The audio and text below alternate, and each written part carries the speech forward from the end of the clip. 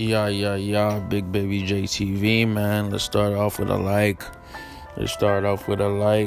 Join the Patreon. I appreciate all the newcomers on the channel. You know what I'm saying? The subs been going up. I really appreciate that. And everybody putting in the work to make this channel grow. I appreciate every single one of y'all, including the day ones. Literally 4 or 5 months ago, I was at 20 subscribers, and now look at me. You know what I'm saying? Be blowing up. Appreciate that. Now let's start this off, bro. The most random beef of 2021. Oh, we've had a lot of beef, and for me, I like covering black people and I like covering YouTubers. But let me get straight to it, man. Tasha K versus TLA, the lead attorney, right? And the way I look at it, it's a one-sided beef, right? Shouts out O'Shea Duke Dat Jackson. He had a great video about it. Check him out, where he essentially talked about how this beef disseminated, right? So first and foremost, Tasha K, shouts out Tasha K, really great at what she does. She was covering the R. Kelly trial. She's a gossip YouTuber, right? Basically, what happened was her contact, her lead, the person that was getting her information was a prison officer from, I believe, Wisconsin or Chicago. Long story short, it's the Midwest, right? And this prison officer or parole person or guard, whatever it is, right? They had access to R. Kelly's files and his interactions with people outside of the jail, like let's say phone calls, you feel me? Those are recorded, of course. And let's say money that he was sending out or receiving, right? So she had all his logs. She or he could have been a male guard, prison guard, could have been a female. I'm assuming female, and so did the lead attorney. He assumed it was female, right? So long story short, that was Tasha K's plug, right? So what ended up happening is that the feds, because this is a federal case, right? This is not necessarily just a regular state case, which is more beatable. This is a federal case. And when it comes to the feds, they don't play, okay? So long story short of what's going on here is that because Tasha K got all this information that could be used in the trial and it involves the feds, Tasha K has a chance of going to jail because we're assuming that Tasha K paid this parole officer, prison officer, whatever they are, to gain this information, right? So it could be a crime and she could be sent to court. You know what I'm saying? And then eventually could be sent to jail because this is involving the feds. So the way that I explained it is literally the way the lead attorney explained it, right? Except he did way better than me because he's literally an attorney. And he's been doing it for 20 years. Y'all check him out. Y'all support this black man. Long story short, the lead attorney made a video, basically a live stream talking about this 2 or so days ago, and he wasn't necessarily attacking her. He wasn't saying anything bad about her. He was just explaining the process of how Tasha K could potentially go to jail, right? So yesterday, I believe Tasha K caught wind of this, and she went on her own private, either OnlyFans or Patreon, and went to roasting on this nigga. She was going in on bro. She was literally calling him broke. She was literally saying, oh, if you're a lawyer, why are you out here on YouTube?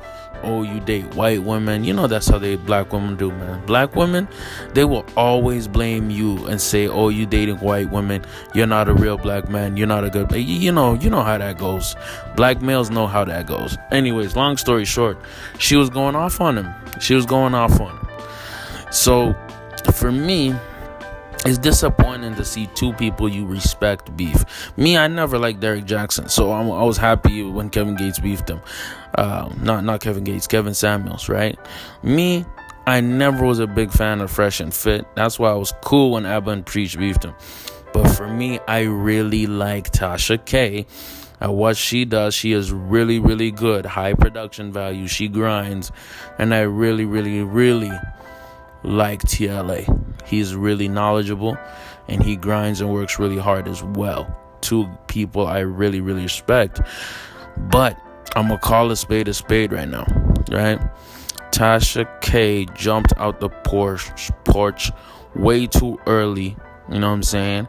And she got extremely disrespectful to a guy who was potentially giving her some wisdom, some game, and some advice that she could use to potentially protect herself, right? Why wouldn't you, as Tasha K, want to align with TLA, right? He's a way smaller YouTuber, about 50K subscribers. She has 1 million, right? That's a reflection of her effort and how big and how loyal her audience is.